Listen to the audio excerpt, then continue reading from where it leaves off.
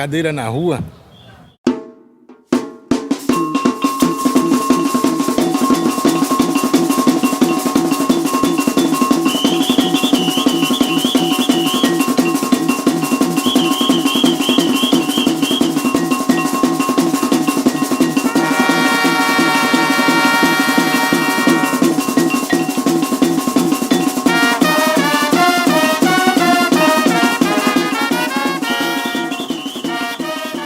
Olá, ouvintes da Rádio Paulo Freire, da Universitária FM e você que nos acompanha pelas plataformas digitais.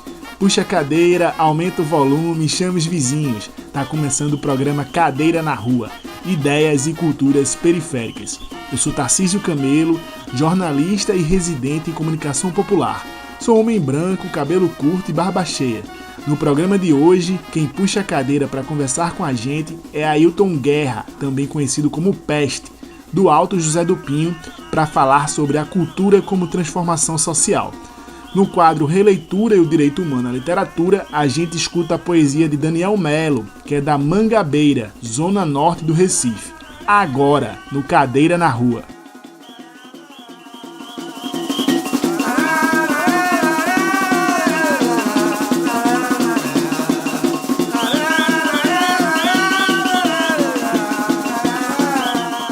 Para que a literatura não seja um privilégio de poucos, as bibliotecas comunitárias desenvolvem um trabalho fundamental nas periferias ao democratizar o acesso aos livros e defender o direito humano à leitura e à escrita. No quadro Releitura e o Direito Humano à Literatura, em parceria com a Rede de Bibliotecas Comunitárias de Pernambuco, conhecemos pessoas que escrevem. E hoje vamos conhecer a literatura de Daniel Melo, escritor, artista visual, músico e morador da Mangabeira, zona norte do Recife. Vamos ouvir o poema.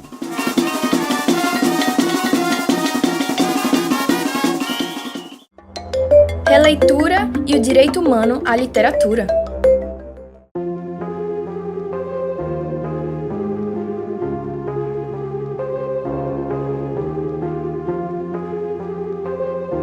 Mais uma chacina, e de chacina em chacina vai se acabando a vida.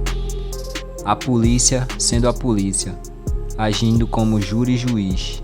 Quem concorda com isso é só mais um infeliz, que até fica feliz com o final de um qualquer, que poderia ser melhor, mas não é isso que ele quer. O Estado é genocida e os gados são a torcida, que aplaude a banalização da vida de mais um irmão, que errando ou não tem direito a perdão. E é isso que tu vê quando liga a televisão.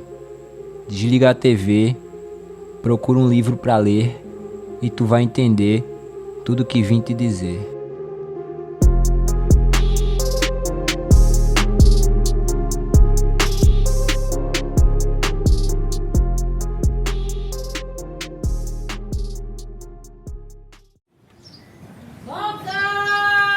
Cadeira na rua.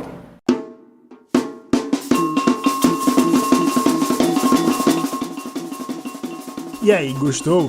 O poema foi produzido durante a oficina de comunicação do projeto Bibliocast, da Biblioteca Comunitária do Poço da Panela, que estou atuando como educomunicador do processo formativo.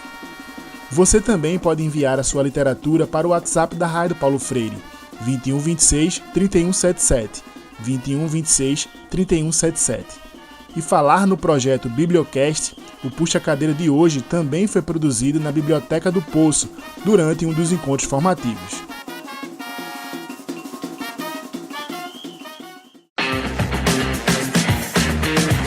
Ei, boy, puxa a cadeira aí.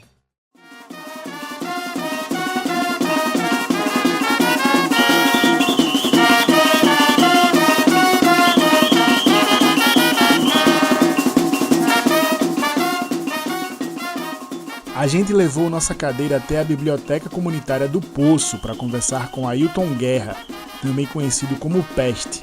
Ele é escritor, mediador de leitura, educador social, fundador da rádio comunitária Alto-Falante e baterista de algumas bandas do movimento musical do Alto José do Pinho, no Recife. A entrevista foi realizada durante a oficina de comunicação do projeto Bibliocast, da Biblioteca Comunitária do Poço da Panela, que foi conduzida por mim, Tarcísio Camelo, e os jovens participantes do projeto, Alejandro Estevam e Daniel Melo. Vamos ouvir.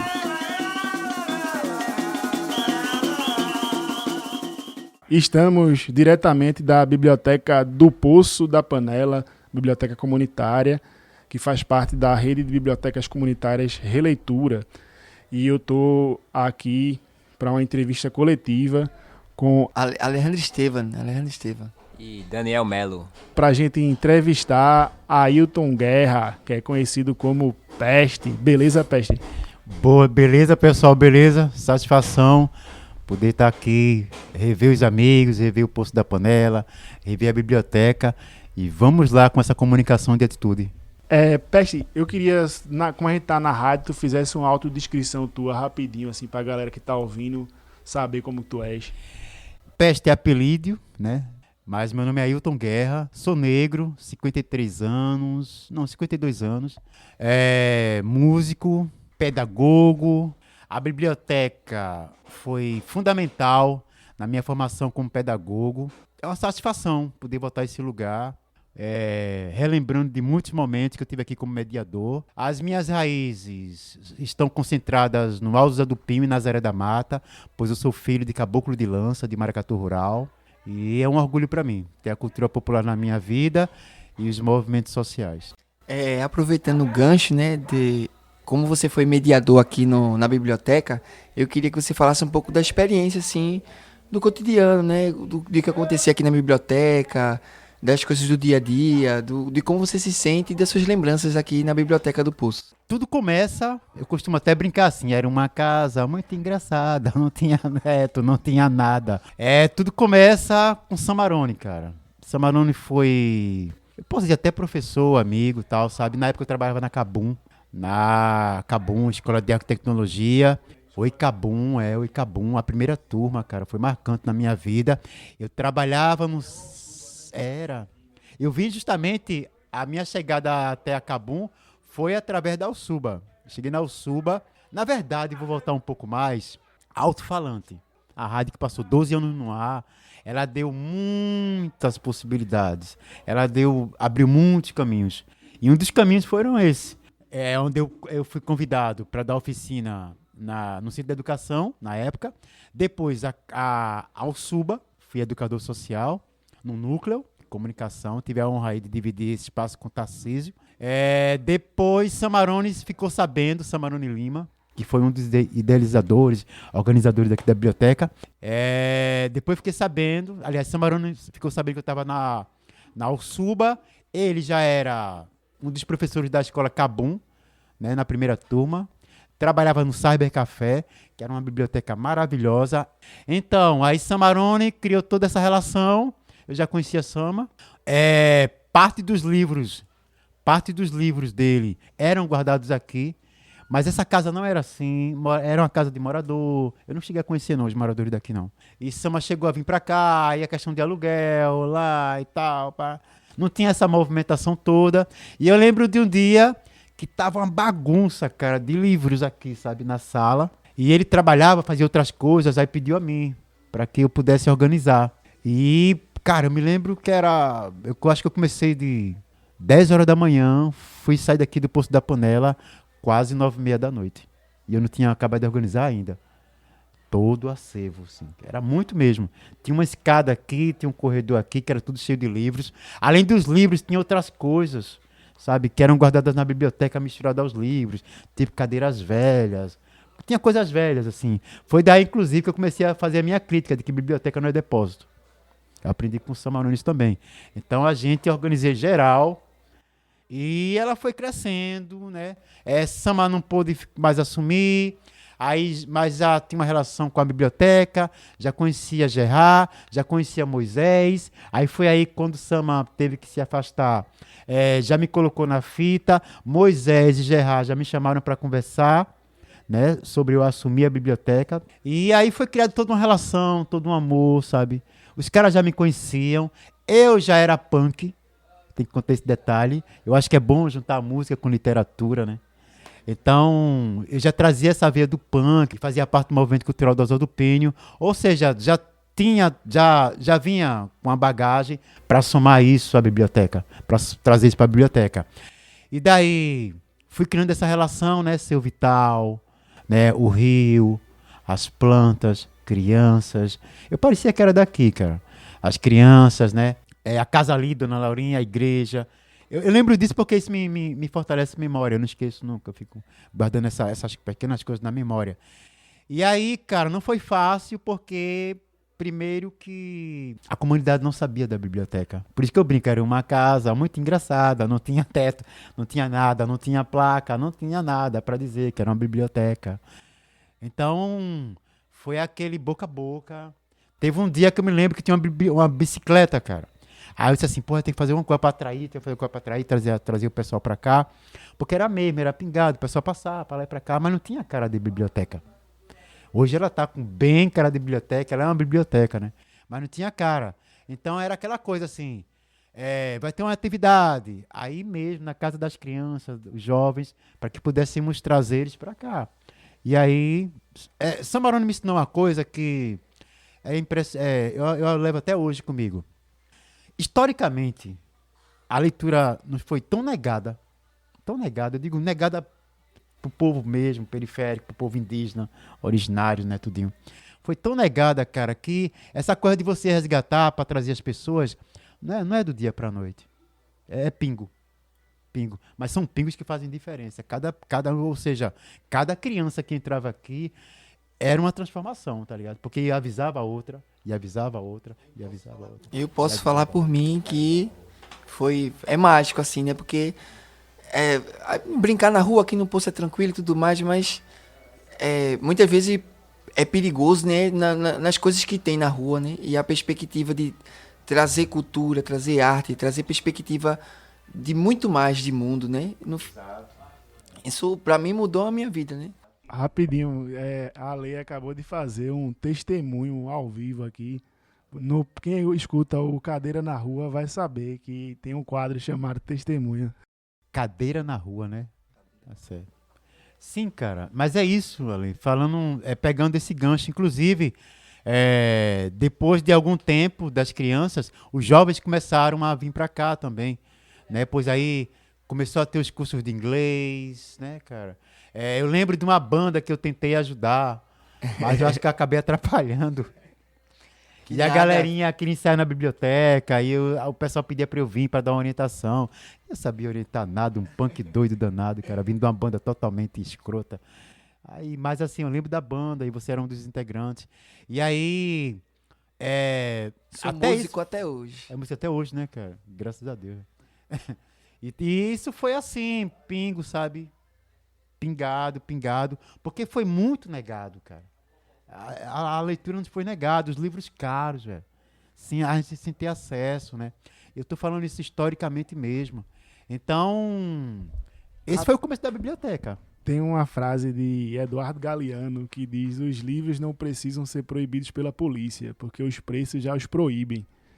E eu gosto sempre de trazer essa frase, Ailton, porque mostra a importância das bibliotecas comunitárias abrir suas portas todos os dias para poder garantir a democratização do livro, né, velho? Aproveitando aí o que Tarcísio trouxe, né? Essa maravilhosa frase, né? Que se coloca bem nos dias de hoje, né, meu? A gente tá vendo aí, infelizmente, a televisão sangrar, né? A sociedade sangrar todos os dias. Trazendo isso, a minha honra também é ter feito parte do Releitura, através da biblioteca. Foi importante para ela, cara, foi muito importante para ela encontrar outras amigas.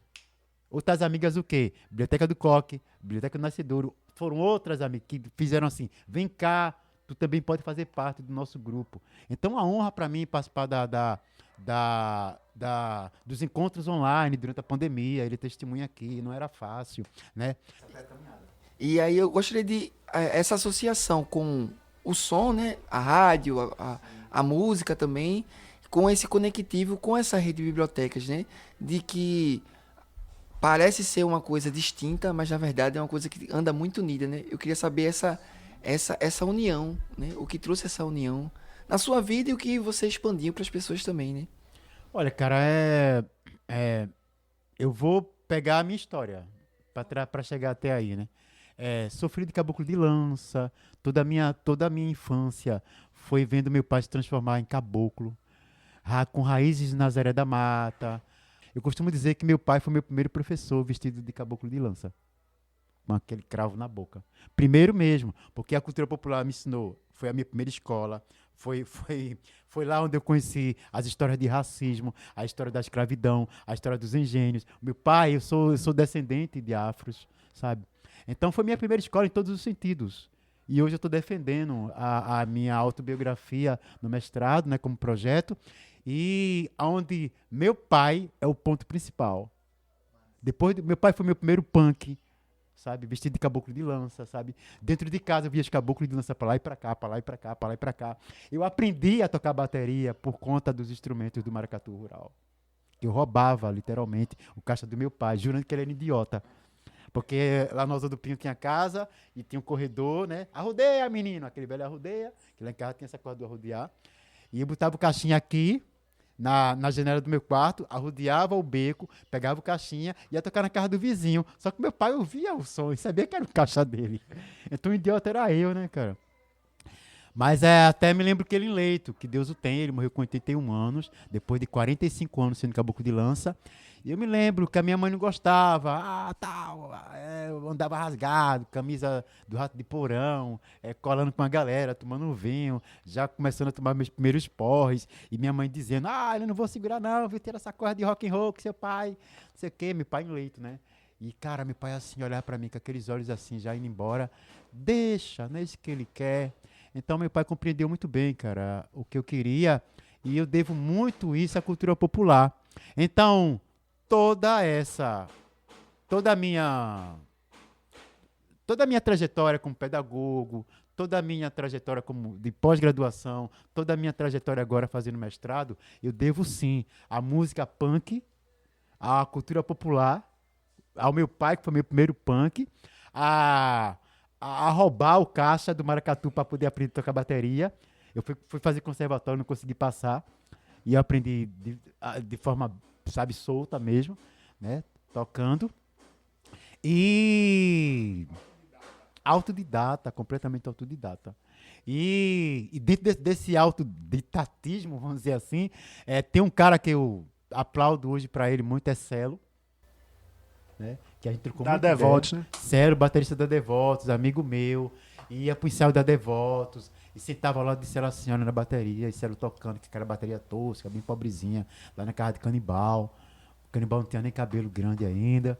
E nos agregou muito. Mas voltando, gente, a falar, eu levo hoje para academia a música de atitude que eu aprendi a ter respeito.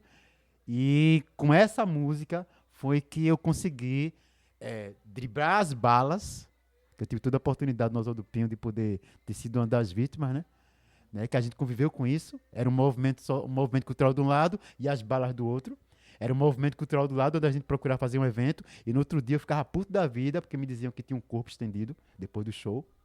Às vezes era assim funcionava. Era o Bar do Orlando. Eu fui um dos idealizadores do Bar de Orlando, que era o nosso inferninho, só cabia 50 pessoas. E todas as bandas tocavam com a minha bateria, que foi uma bateria que eu ganhei do documentário Maracatu, Maracatus, que a galera não tinha grana para me pagar, a bateria super tosca. Inclusive, eu vou apresentar na minha defesa o documentário Maracatu, Maracatus, que conta a história do mestre Salustiano e faz uma comparação. O pai que era caboclo de lança com o filho que é punk. E me convidaram nessa história, 96, cara. Então, eu não posso deixar isso, né, ir embora. Sou eu, é minha vida. Então, você vê o contexto, né? O quanto isso foi importante para mim. Bateria, caboclo de lança, e juntando a cultura popular que me levou à literatura. Beleza, agora vamos aqui subir no Alto Serra do Pinho, já que eu tô ali num pedaço do Alto Serra do Pinho, né? Que a Mangabeira acabei descobrindo que que se pensar bem, você vê que é um pedaço do Alto Serra do Pinho, né?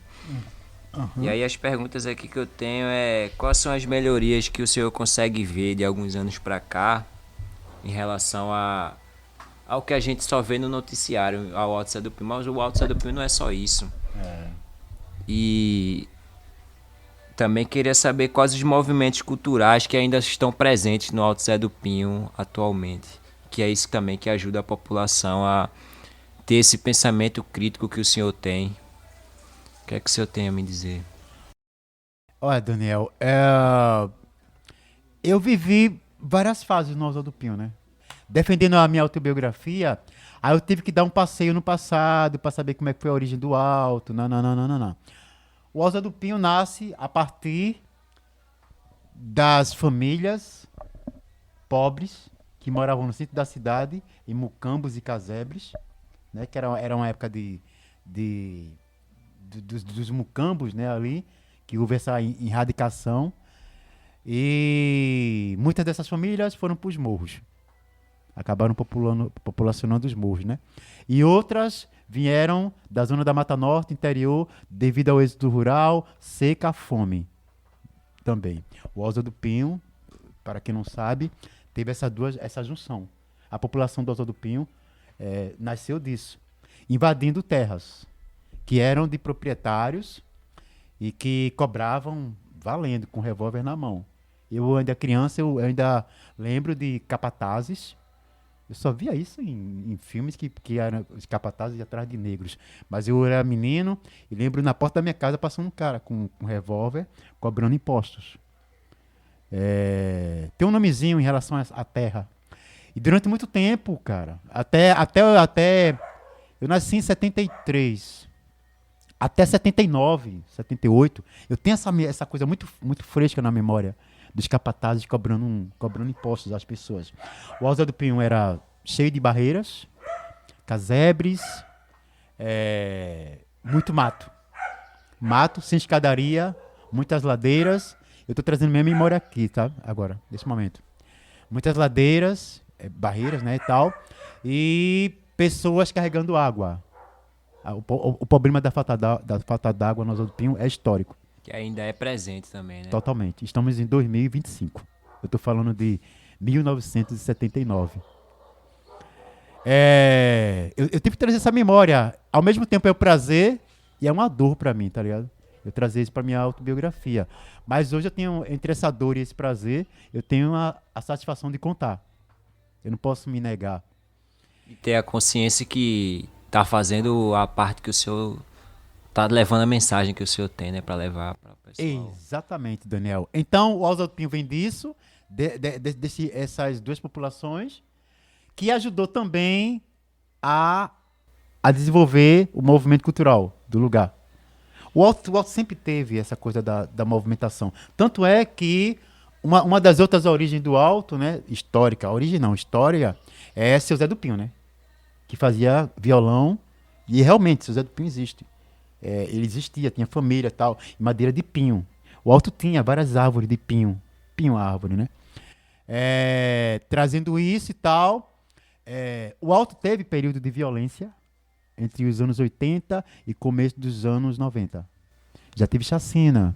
Como eu falei pra vocês, a gente fazia os shows no sábado, geralmente rolava no sábado, da madrugada do sábado pro domingo, sempre tinha um corpo. Houve um final de semana que todo final de semana era assassinado um jovem, né? Todo final de semana. E nós éramos alvos, né? Que éramos punks. Todas as noites no Bar do Orlando eram 2 a 3 baculejos por noite. E os policiais ainda brincavam. Todos de como é que chama? Balaclava. Balacrava. Tá me conhecendo não, negão? Porra, é foda, né, velho? Mas era engraçado que a gente era tão cínico que quando o camburão ia embora, a gente fazia 1, 2, 3, 4. Era muito massa isso. E assim, sabe? Era natural, pô. A gente precisava daquilo ali, desse grito. A gente não tinha que... Aí... Pronto, isso. Essa fase, né? Aí eu vou entrar na rádio. Vou trazer mais pra cá, entrar no movimento das bandas e a rádio. Que inclusive a gente botou uma pergunta dessa aqui sobre rádio comunitária que é aí para tu falar justamente da rádio e a importância da comunicação comunitária na tua vida e que tu desenvolveu, né? Praticamente é um dos fundadores lá da Rádio Alto-Falante. Eu já vou pegar ela nesse mesmo gancho. Então, cara, aí a gente fazia, porque a gente tinha vontade, né, de mudar a situação daquela comunidade precária, né, hostil, através da música. E era música de atitude, né? Eu costumo pensar hoje que nós fazíamos trilhas sonoras eram trilhas sonoras para uma realidade muito hostil e violenta. E eles tinham que nos ouvir, cara, porque a gente não queria o mal da comunidade, a gente queria o bem da comunidade. E é bom, né, cara, hoje a gente vê a Devoto na Europa, né? Puta que pariu, cara. Eu disse a Celo, parabéns. É bom, né, cara? Eu tá contando isso pra vocês e ver a Devoto na Europa. Como surgiu a rádio Alto-Falante? Como foi essa história da Alto-Falante e como foi o primeiro para botar a rádio no ar? Porque vocês não tocavam só punk, né? Eu sou da Alto-Falante também, então eu tenho tô falando porque foi uma das coisas que me surpreendeu. Olha o testemunho aí, agora é o meu testemunho enquanto Alto-Falante. Uma das coisas que me surpreendeu foi fazer uma oficina de comunicação comunitária lá no Alto Zé do Pinho. E aí, quando eu cheguei, tava rolando o programa de Robinho, que era Metamorfose de Rock, que era um programa massa. Aí, quando terminou, começou um programa de samba e pagode. Que aí eu olhei assim e disse, é aqui que eu quero ficar, velho. É aqui que eu quero ficar, essa diversidade toda aqui, que toca rock e samba. E eu tô lá até hoje, a gente nessa luta para fazer comunicação comunitária lá no Alto Zé do Pinho, né? Então, eu queria que tu contasse esse contexto, assim, de como foi no começo, como vocês pensaram a rádio para ter toda essa diversidade. Finalizando essa parte que eu tô trazendo para vocês, e já entrando nisso que Tarcísio está falando, a rádio surgiu a partir do movimento, né? A rádio foi tão feliz, porque a rádio era formada por músicos. E músicos já tinham a cabeça feita. Só para ter uma ideia, Tarcísio, a gente nunca fez nada com vereador. Teve um dia, cara, que o amplificador queimou. A gente tinha um amplificador, cara, de 500 mais ou menos, sabe, volts e tal. Era aquele que tem um... de válvula que tinha assim, né? Que tem o vermelhinho. Que às vezes a gente tinha que se ligar no coisa que às vezes tinha um locutor que botava lá em cima. Aí ficava estourando, sabe? E a galera ficava puta com isso. Havia uma lei dentro da rádio, onde tinha que ir até aqui. E tinha um locutor que librava essa lei. Às vezes rock, principalmente programa de rock, sabe? Era foda. Então a galera ficava puta, às vezes, meu irmão, tá muito alto lá fora e tal. Então a rádio surgiu a partir do movimento das bandas. Eu e Celo foi quem escrevemos o projeto da rádio. Porque era aquela coisa, cara, assim, eu já tava começando a ter essa visão, porque a gente fazia os shows lá em cima, que não eram fáceis, né? Como eu falei pra vocês, às vezes, por noite era 2 baculejos. Eram shows, às vezes, filantrópicos, pra gente arrecadar uma grana, juntar alimento e doar pra própria comunidade. Ou então a gente juntava alimento e doava para os hospitais. Então a rádio surgiu nesse contexto, Tarcísio. Antes de montar a rádio, que eu sempre ouvi rádio, cara, com os meus pais. Eu sou não do tempo da rádio novela, mas eu me lembro das coisas, dos teatros e tal, a Rádio Clube de Pernambuco, né? Os Bandeiras 2, né, da manhã. Eu ficava puto, meu irmão. E atenção! E às vezes era o próprio Zé do Pinho, não era, cara? Você, não sei o que, não sei o que. E os vizinhos do Zé do Pinho tinham, as pessoas tinham isso, né? Fumeu, lá. E essa coisa da rádio e a comunicação que a gente chama de hegemônica, né? Essa de massa, ela estava sempre dizendo as violências, né? Sim. As coisas ruins que aconteciam no Zé do Pinho, e a biblioteca, a rádio, ela vem desconstruir isso, né? E era legal desconstruir porque a gente tava perto. Dá aqui a tua mão aqui, Daniel. A gente tava assim com a comunidade. Ninguém aqui vai dizer que a gente é sangrento, não, porra. Tá ligado? Vai com seu sangue pra lá. E aqui a gente quer cultura, a gente quer desconstruir isso e tal. E a rádio conseguiu, viu? A rádio conseguiu. Mas assim, comunicação, principalmente nesse sentido que a gente fazia, é uma coisa que tem que ter continuidade.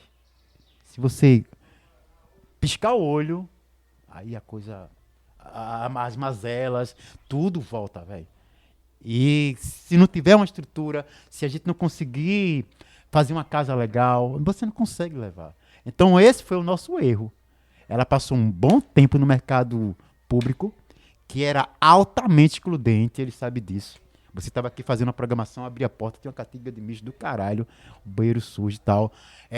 Foi um mercado que está até lá hoje, tá lá até hoje, abandonado pela prefeitura, onde André, um dos integrantes, tinha um bloquinho, e lá foi onde foi a rádio, mas a gente não tinha força. Um box, né? André tinha um box. O box era de André. Tinha sido assassinado uma pessoa lá, né? Tinha sido assassinado uma pessoa dentro do coisa. Havia uma energia assim muito doida, era um bar lá, né? Aí foi assassinado nesse era um bar. O esconderijo. Era o esconderijo onde a gente ia à noite. Era o bar mais underground da minha vida, velho. A gente ia e era tudo de vinil, e vinil era de André, e André abria, a gente veio forçar André, depois André fez um rolo com a gente, alugou o box. Completamente diferente de todas as artes que você podia ouvir. Porque a gente tinha o quê? A comunidade na mão, a gente tinha as músicas de atitude, a gente tinha... a gente não alimentava o jornalismo sujo e alienante das coisas que eram feitas de fora e tal. Tem uma coisa muito interessante. Eu sou praticante de parkour, né? E aí tem um grupo na Jaqueira que a gente sai da Jaqueira para ir visitar outros parques. E aí a gente visita alguns parques que são conhecidos como perigosos, né? No Coque, em alguns lugares assim. E quando a gente chegou lá, um dos integrantes, né? Que assim, tá meio que na liderança do parkour, ele sempre comentou, tipo, eu sempre via na televisão, uma das primeiras vezes que eu fui pro Coque, ele falou assim, eu sempre vi na televisão o Coque, matança, tiroteio, corpo no chão, assalto. Só que eu chego aqui, tá, um parque, crianças brincando.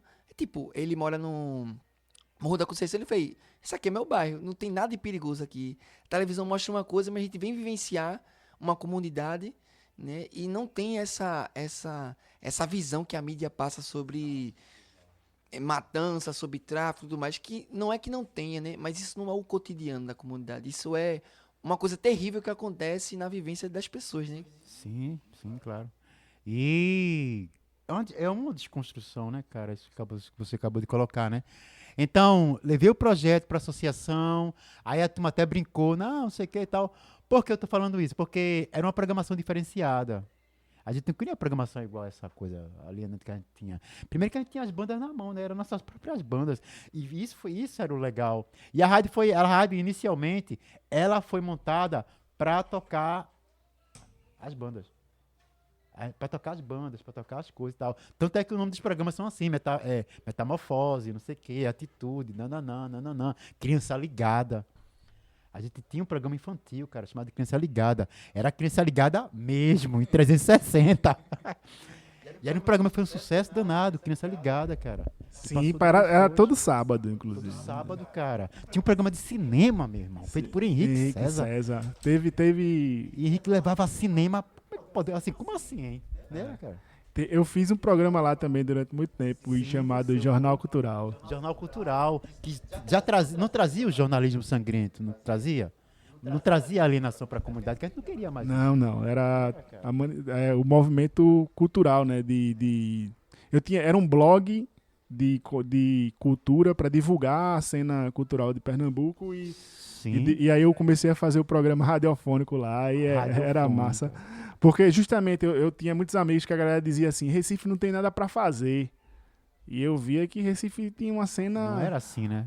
Acontecendo, e eu disse, não, eu vou começar a divulgar pra galera começar a chegar nos lugares que eu tô vendo que tem e eu tô indo, né? E tá sendo massa. Então, eu comecei a fazer o blog e depois veio o Jornal Cultural lá na rádio e eu divulgava agenda cultural, divulgava teatro, dança, cinema, tudo isso, e levava entrevista, levava a banda às vezes para lá também para tocar naquele espaçozinho pequeno e a galera ia lá e tocava e tal. Uma vez a gente promoveu a primeira eleição do Conselho de Moradores. Foi a eleição mais louca que teve na minha vida. Quem fez o programa foi eu. O debate. Eu, entre os dois candidatos. Eu, Dinho Corninho e André. Quem foi o mediador? Eu fui o mediador, no meio dos dois. Dinho Corninho ficava recebendo hoje tá a internet, é maravilha. Mas os moradores faziam isso aqui, cara. Falta d'água, violência, entregava na porta da rádio pra gente falar no ar. E agora, o tema é Que coisa tosca, né? Então, era Dinho Corninho e André ficavam me auxiliando. E eu era o mediador. Depois, a gente falou Tu lembra, né? Eu não tinha chegado ainda, Não mas tinha chegado ainda não. a gente continuou fazendo os debates, né? Ao longo dos tempos, assim. Tanto na rádio e depois... meu projeto de conclusão de curso foi a TV Alto-Falante, né? Sim, tem na YouTube. Que foi lá e tal. Aí a gente chegou a fazer sessão da TV Alto-Falante com debate da associação Canibal Mediano. Sim. E eu filmando ali, a Sim, gente entrevistou acho que eram 4 candidatos. Sim, E depois exibiu, a gente gravou lá na escola, Dona Maria Sim. Tereza. Sim. E depois a gente exibiu na praça. Sim. E fez uma sessão na quadra da escola também. Foram Sim. 2 sessões, assim, pra galera ver as propostas da galera, assim. Foi uma experiência bem boa também. E que era justamente essa expansão, né? Do debate indo também pra TV, né? TV comunitária de rua, que é bota o telão na rua e fazer comunicação também. Vejam o que a gente tá puxando, né? A partir de simples projeto que eu comecei com o Celo no domingo inteiro, no computador super lascado, que a gente fez ela, tudinho. A TV, depois vem a TV, né? Que acho que a TV é o máximo, cara. E que assim, quando é uma TV que ela vem do rádio, ela não pode deixar o rádio morrer. O rádio é a mãe, né? A TV é o filho criado ali, cara. E assim, a TV vai mostrar ela. Tipo, a gente tá aqui ao vivo agora e a gente tá fazendo isso ser mandado pro Poço da Panela. Inclusive, a gente tá falando isso aqui e essa é a ideia que tá me borbulhando na cabeça. Tá ligado? De a gente poder, a partir e que aqui é diferente, né? A partir da biblioteca. Lá foi a partir do movimento das bandas. E aqui tem tudo para ser a partir das bibliotecas. E hoje em dia é outra coisa. Tem internet. A gente não tinha internet. Era cara a cara e caixinha em cada poste. Então, gente, essa é a história do alto-falante. Eu sinto muito a gente não ter tido expansão de vida e tal. Foram 12 anos no ar. Não é pouco tempo não, né? Pra essa dimensão, né, irmão? Né, Tarcísio? Pra essa intenção, pra essa intensidade de coisa que aconteceu com ela, de puxar a universidade, de ser promovida pelas bandas. A ideia dela, cara, porque a gente não tinha estrutura, mas era montar um estúdio ao vivo, onde as bandas pudessem tocar, tipo assim, uma sala assim, sabe? E a gente armar toda a estrutura e as bandas ali poder tocar e aquilo ali a gente poder expandir e de repente gravar aquilo ali para ser transformado em CD e ser comercializado para outras bandas. A ideia era essa.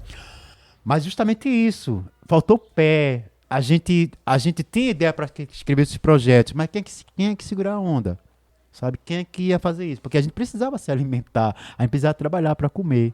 A rádio era totalmente voluntária, a gente não tinha recurso nenhum. Porque assim, a gente contou toda essa trajetória aí, que a literatura ela pode buscar novas possibilidades, pode transformar vidas, a música, a rádio. Como é que a gente retoma esse processo usando essas novas formas para voltar a transformar o alto de novo como ele era? Tarcísio, eu fico às vezes olhando assim, sabe? Eu tenho preocupação com coisas que... A gente estava falando da cidade do Recife, agora com o Gerard, não foi recentemente, que está numa degradação rápida, né? Rápida. Para se degradar, para esquecer, para destruir, é muito rápido, cara. A alienação é muito rápido. E para privatizar também. É muito rápido, né, cara? É tudo muito rápido.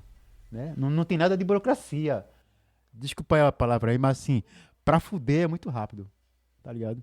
Então, eu acho que são pequenas, não tem tanta força, não tem tanta grana, mas uma reunião entre as lideranças, cara, da comunidade, urgente.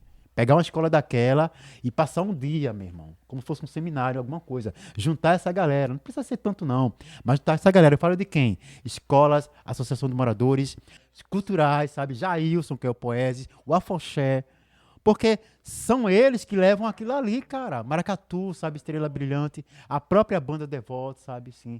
Nós que fizemos parte da Rádio Alto-Falante, por que não esses representantes para que promovam e ela possa botar online?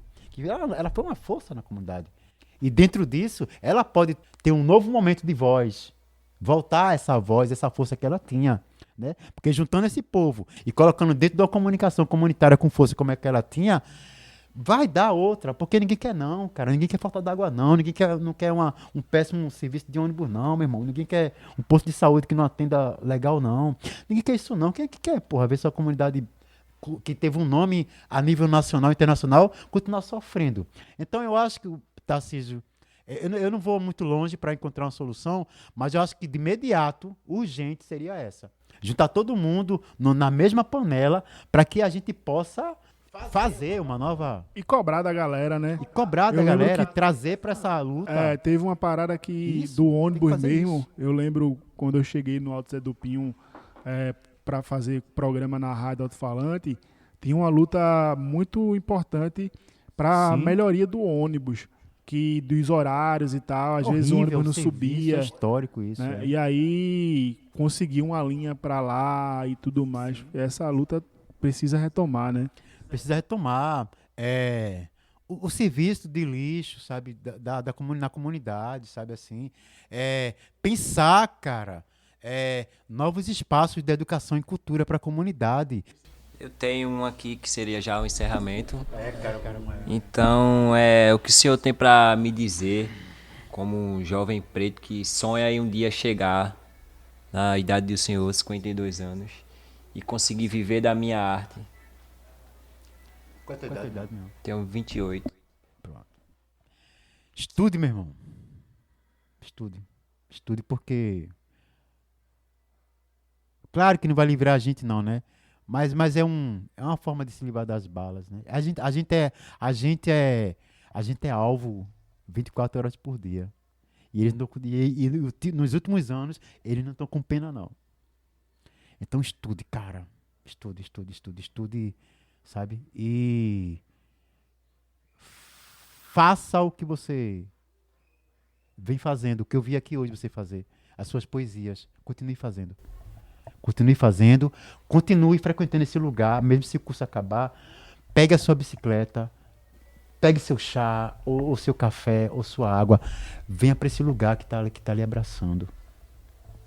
Isso aqui pode ser um ponto de partida para você, para uma academia, para você. Eu não estou dizendo que faculdade muda a vida. Eu recebi isso, cara. Eu vi isso por esses dias, de pessoas dizer, tipo, que a faculdade não era a solução para os negros. Eu quase mandei a pessoa calar a boca, meu irmão. E que foi que disse que eu estou colocando a faculdade para solucionar a minha vida? Não. Há muita coisa dentro da faculdade que a gente precisa desconstruir. Há muita coisa dentro da faculdade que a gente precisa descolonizar. E eu não tenho medo de falar, não. Procure, meu irmão, porque a carne preta é mais barata, não? Muito mais barata, e vai continuar sendo mais barata. E o nosso histórico de negro, de povo originário, Daniel, faça isso, cara, sabe? Não, eu não completei não, o ensino médio, não sei o quê. Complete, meu irmão. Pare. E aqui, ó, desculpa, vou dizer de novo assim, eu tenho certeza que a galera vai lhe abraçar. Aqui, ó, essa casa aqui. Acho que é isso, acho que o recado é esse. Já me sinto abraçado já e tô seguindo, quero viver da minha arte, quero levar a minha ideia e minha mensagem. E aqui tá sendo o lugar que tá me ensinando a fazer isso também. Vai lhe abraçar, cara. E eu acho que já tá sendo o primeiro pontapé para você olhar para isso que eu tô te falando. E é daí que você tem um livre-arbítrio. Ou muda a sua vida, ou vai ficar continuando sendo alvo de bala. Porque a gente é, né? Todo dia a gente é. Eu sou da Silvia, a gente é. Todo dia. Justamente, eu tô até generalizando, porque nós quatro aqui, todos os dias a gente pensa, né, na desconstrução, né? Nós quatro aqui, a gente sabe como é que o que a colonização fez com a gente, né? Então, romantismo com peste não funciona, negacionismo com peste não funciona, e não venha pra cá pra mim contar a história de era um dia, era uma vez, não. Não existe era um dia, não era uma vez, não. A história é agora e a gente tem que agir já. É isso, meus amigos. Muito obrigado. Muito obrigado, meu irmão. Foi muito massa tê-lo. Quando a gente ouviu que tu ia chegar aqui, velho, peste, e o histórico de de ser um percussionista, de ter tocado com Canibal, de ter tocado com Matar na Mão, tudo isso já me sentia contemplado. E com você aqui hoje, com o senhor aqui hoje, só completou o sentimento que eu já tinha de gratidão por ter recebido essa mensagem. E é isso. Muito obrigado por toda a sabedoria. Eu que agradeço, cara. Eu que agradeço, prazer. E voltar essa casa, né, velho? Botar essa casa, ver ela vibrando, ver nosso amigo Boy ali passando. Depois eu vou, viu? Voltar essa casa. Quero sim, cara, participar, ver ela fazendo um tremendo evento aqui na frente, sabe? Falando desse novo momento dela de comunicação, trazendo a comunidade pra cá, sabe? Eu quero ver isso, quero ver vocês falando e recitando aí o que vocês fizeram, sabe? Poder divulgar isso. Que isso seja levado o mais longe possível, velho. Que atravesse e pule os muros das universidades e chegue até lá. Obrigado. Obrigado, meu irmão. Um adendo muito importante, assim, que você falou de quando eu era mais novo e tal, acho que veio guiar a gente com a banda e tudo mais, que a gente tinha desistido, né? Na época eu fiquei assim, meio perdido com algumas coisas, mas... Mais novo vocês eram, né? Bem mais novo. E aí, tinha uma coisa que você falou sobre bateria, não só bateria, mas sobre música em si, que tem um amigo meu que fala muito isso também, que falou assim, pô, eu não sei, eu não aprendi assim, eu só comecei a tocar. E isso fez uma alavanca na minha mente sobre perceber a música, né? Sobre ouvir ela com presença. E não só como uma coisa que... Assim, porque existe muito comércio em tudo, né? No mundo do capital, tudo é comercializado. Só que a música, eu comecei a perceber depois disso, que é uma coisa que tá em tudo, né? O som tá em tudo. Claro, cara. E essa Claro. coisa mudou essa engrenagem na minha mente, né? Então, Claro. na verdade, não atrapalhou meu segmento com a música, e sim fez eu perceber ela melhor. Claro, cara, E claro. isso foi mágico, isso foi muito importante. Ele sempre em frente, como o Krenak disse.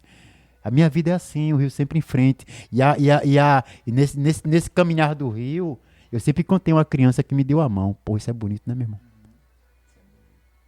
Então a gente tem que ter ainda coisas pra gente admirar, cara. Cara, ainda coisa pra gente admirar. Há coisas ainda que a gente pode bater palma que são belas. Há coisas que podem nos fazer bem, para que a gente possa olhar com outro olhar. Alô, boy! Para que a gente possa olhar com outro olhar, pô. Existem coisas belas, cara. Na periferia não tem só exclusão, não. É isso. Trouxemos nossas cadeiras até a Biblioteca Comunitária do Poço para conversar com Ailton Guerra, conhecido como Peste. A entrevista foi conduzida por mim, Tarcísio Camelo, Alejandro Estevão e Daniel Melo, participantes do projeto Bibliocast. Voltamos para o estúdio da Rádio Paulo Freire. Acerou, pacote real. Cadeira na rua.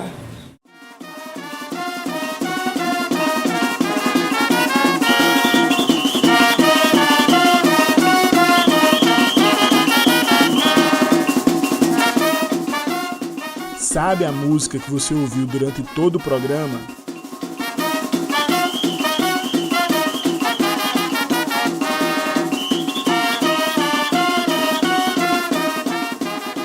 Ela é Marcha Macia, do disco Ciba e Barachinha. O ritmo da música é típico da zona da Mata Norte de Pernambuco. Ela cria um ambiente perfeito para introduzir o som do dia de hoje. Em 2014, durante uma oficina de web rádio no Ponto de Cultura Aláfia, em Goiânia, Catarina Polônio produziu o interprograma Ritmos da Mata Norte. Quem conduz o ouvinte é o mestre Zé Mário, natural de Condado. Neste episódio, o percussionista fala sobre o maracatu rural. Zé Mário nos mostra as diferentes levadas do maracatu rural no caixa, no gongue e na poica. A sonoridade destes instrumentos é típica das manifestações populares da zona da Mata Norte de Pernambuco. Quem conta melhor essa história é o mestre e percussionista Zé Mário, no quadro Som do Dia.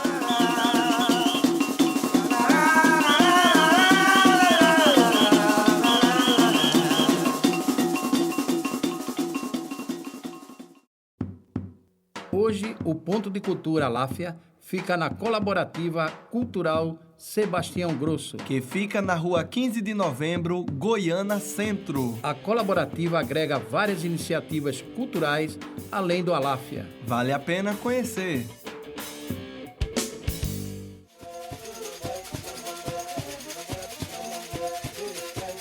Ritmo da Mata Norte.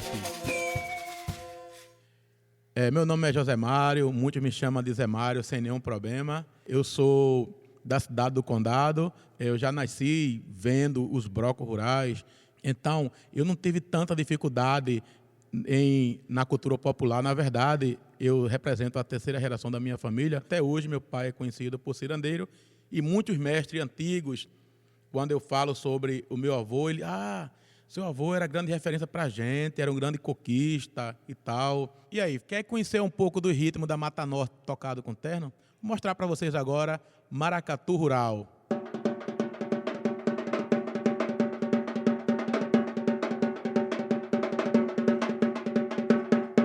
Essa é uma batida de marcha.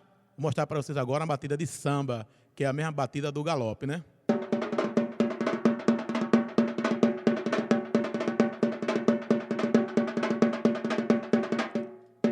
Eu toquei o bombinho, né, no Maracatu Rural. Agora vou mostrar para vocês um pouquinho do caixa. A gente dá uma diferença também no samba ou no galope de Maracatu Rural, mais ou menos assim. Para completar o terno, né, vou mostrar para vocês agora no Maracatu Rural o mineiro.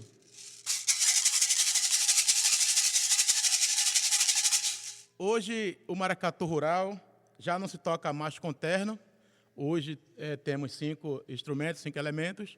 Então, vou mostrar para vocês agora um pouquinho do gongue.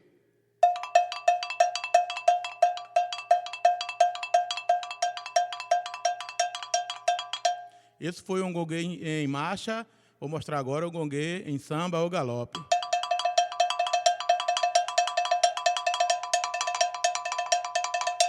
E para fechar, vou mostrar para vocês agora, né, a famosa poica, responsável aí pelo grave do maracatu.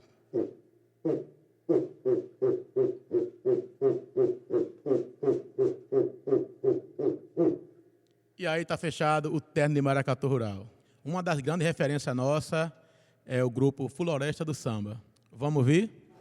Cheguei, meu sangue está quente, zumbindo igualmente, cavalo do cão. Cheguei, meu sangue está quente, zumbindo igualmente, cavalo do cão. Coberto de arruda e liamba e um ponto de samba na palma da mão.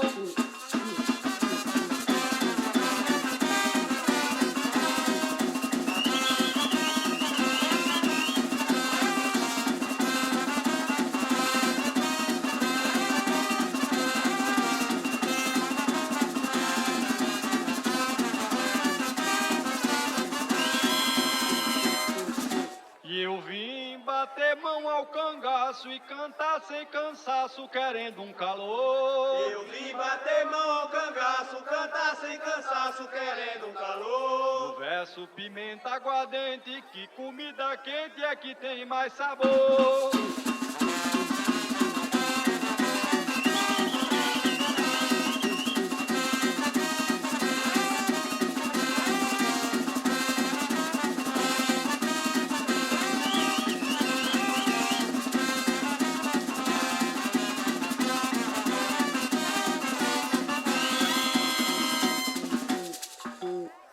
Caminho me aquilombei, no chão escutei quem ia e quem vinha. No caminho me aquilombei, no chão escutei quem ia e quem vinha. Quem é do samba deseja enfrentar peleja com tropa de linha.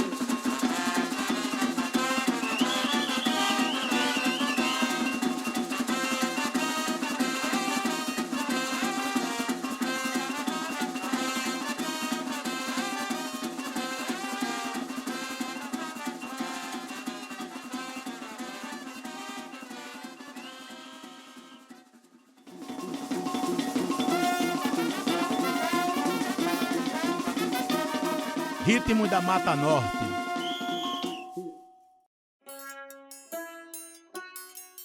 Aláfia significa tudo de bom, tudo de positivo. Perfeito sucesso.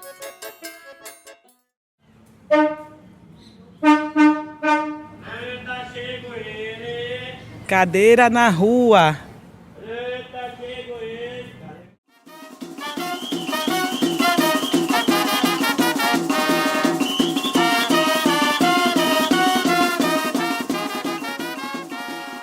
Cadeira na Rua fica por aqui. Esta edição fica disponível nas plataformas digitais. A produção foi feita por mim, Tarcísio Camelo e Catarina Poloni. A arte do Cadeira na Rua foi feita a partir do cartaz produzido por Silva do Bandolim. O programa Cadeira na Rua é uma realização da Residência em Comunicação Popular da Rádio Paulo Freire, apoiada pela Fundação de Amparo à Ciência e à Tecnologia de Pernambuco, FACEP. Coordenação do projeto, Ivana Fechini. Supervisão pedagógica, Paula Reis. O programa Cadeira na Rua volta na próxima semana, neste mesmo dia e horário, quartas às 11 horas e reprise aos domingos às 9 horas, na Rádio Universitária FM. Ficamos com o provérbio africano: se você quer ir rápido, caminhe sozinho. Se quiser ir longe, vá junto. Até a próxima.